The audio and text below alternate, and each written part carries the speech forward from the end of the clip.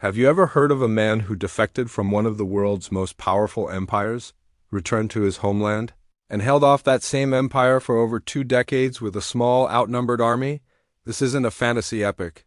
It's the true story of George Castrioti, better known as Skanderbeg, the dragon of Albania and the greatest Balkan rival the Ottoman Empire ever faced.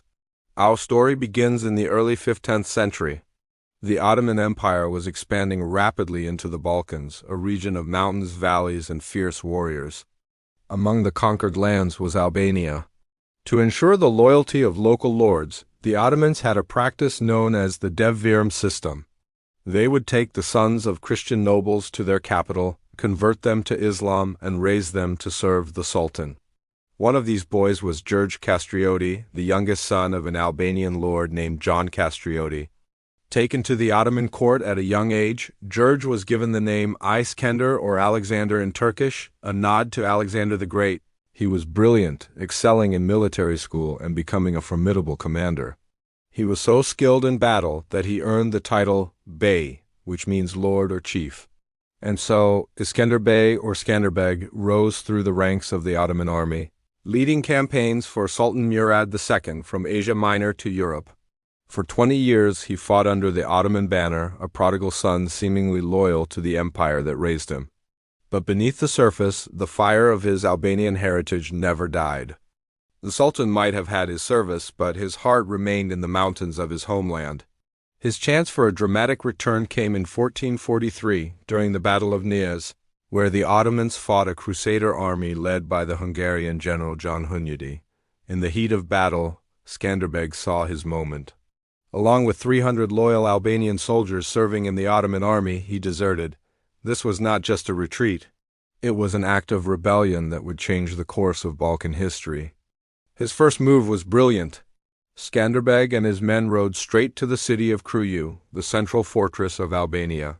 He used a forged letter, supposedly from the Sultan, which granted him control of the city. The unsuspecting Ottoman governor handed over the keys. Once inside, Skanderbeg immediately raised his family's flag, a black double-headed eagle on a red background. This symbol would become the flag of Albania. He declared his Christian faith and his mission, to liberate Albania from Ottoman rule. The news spread like wildfire. Albanian chieftains, who had been divided and fighting amongst themselves for years, were inspired by Skanderbeg's bold move. In March 1444, he called a great council of Albanian nobles and formed the League of Leju. This was a military alliance, a united front with one goal, to drive the Ottomans out. Skanderbeg was elected commander-in-chief. For the first time, the fragmented Albanian clans had a single leader to rally behind. Sultan Murad II was furious. He had trained this man, trusted him, and now he was a thorn in his side. He sent a massive army, reportedly around 25,000 strong, to crush the rebellion. Skanderbeg, with only about 15,000 men, faced his first great test at the Battle of Torvial. This is where Skanderbeg's genius for guerrilla warfare truly shone. He knew he couldn't win in a conventional open-field battle. The Albanian terrain was his greatest ally. He used the mountains and forests for ambush, hit-and-run attacks, and lightning-fast raids. At Torvial, he lured the Ottoman forces into a valley. While he engaged their main force, he had hidden a portion of his army in the surrounding woods. At the perfect moment, the hidden troops attacked the Ottoman rear. Caught in a pincer movement, the much larger Ottoman army panicked and was utterly defeated.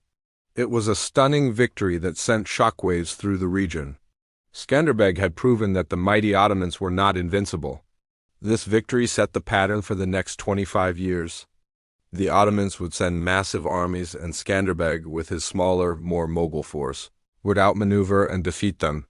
He defended his fortress at Kruju against multiple sieges, each one more epic than the last. The first siege in 1450 was a monumental event. Sultan Murad II himself led an army of around 100,000 men to take the fortress. Skanderbeg left a small garrison of 1,500 men to defend the walls while he and the rest of his army harassed the Ottoman supply lines and camped from the outside. The siege lasted for months, but the Ottomans, suffering from disease and constant attacks, couldn't breach the walls. Defeated and humiliated, the Sultan was forced to retreat. After Murad's death, his son, Mehmed II, came to the throne. This was the man who would conquer Constantinople in 1453, earning the title Mehmed the Conqueror. He was one of the most brilliant military minds of his age, and he turned his attention to finishing what his father could not. Mehmed saw Skanderbeg as a major obstacle to his European ambitions. He sent army after army, each led by his most trusted pashas. Yet each time Skanderbeg and his Albanians resisted. How did he do it? First, his unparalleled leadership. He inspired incredible loyalty and fought alongside his men, sharing their hardships. Second, his mastery of the terrain. He knew every mountain pass, every forest trail. He used this knowledge to turn Albania into a death trap for invading armies. Third, his strategic alliances. Skanderbeg became a celebrated figure in Christian Europe. The Pope called him the champion of Christ. He received money, supplies, and support from Venice, Naples, and the Papal States, who saw him as a vital bulwark against Ottoman expansion. One of his most famous victories came against two separate Ottoman armies at once. In 1457, one army was sent to ravage the Albanian countryside, while another, led by Skanderbeg's own nephew, who had defected back to the Ottomans, marched on Kruju. Skanderbeg first dealt a crushing blow to the raiding army, and then, in a forced march, he surprised and routed his nephew's forces. This constant outsmarting of his opponents earned him a mythical reputation. Ottoman soldiers were said to be terrified of him, believing he possessed supernatural strength. In 1466, Mehmed the Conqueror, frustrated by decades of failure, decided to lead the siege of Kruju himself. He brought an immense army and the most advanced siege cannons of the time. But again, the fortress held. Mehmed, unable to take Kruju, built another fortress nearby to maintain pressure, but he had to leave without his prize. It was another moral victory for Skanderbeg. For 25 years, Skanderbeg fought and won. He led his people through more than 24 major battles against the Ottomans and was victorious in almost all of them. He single-handedly stalled the Ottoman advance into Western Europe, giving nations like Italy time to prepare their defenses. He was a master of psychology, a brilliant tactician, and an inspirational leader who united his people against a common enemy. Sadly, even legends are mortal. Skanderbeg died not in battle, but of malaria in 1468. His death was a devastating blow to the Albanian resistance. Without their unifying leader, the League of Leshu fell apart. The Ottomans, sensing their chance, renewed their attacks with overwhelming force. 10 years after Skanderbeg's death, the fortress of Kruju finally fell. Albania would remain under Ottoman rule for the next 400 years. When Mehmed the Conqueror heard of Skanderbeg's death, he reportedly exclaimed, "At last, Europe and Asia are mine!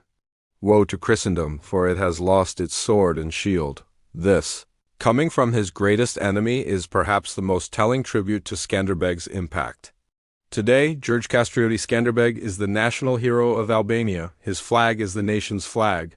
His legacy is one of fierce independence, incredible resilience, and the power of a unified people led by a brilliant commander. He is a testament to the idea that even against the greatest of odds, a small nation with courage and ingenious leadership can stand against a mighty empire. His story is a crucial, though often overlooked, chapter in the grand history of Europe. Thank you so much for watching.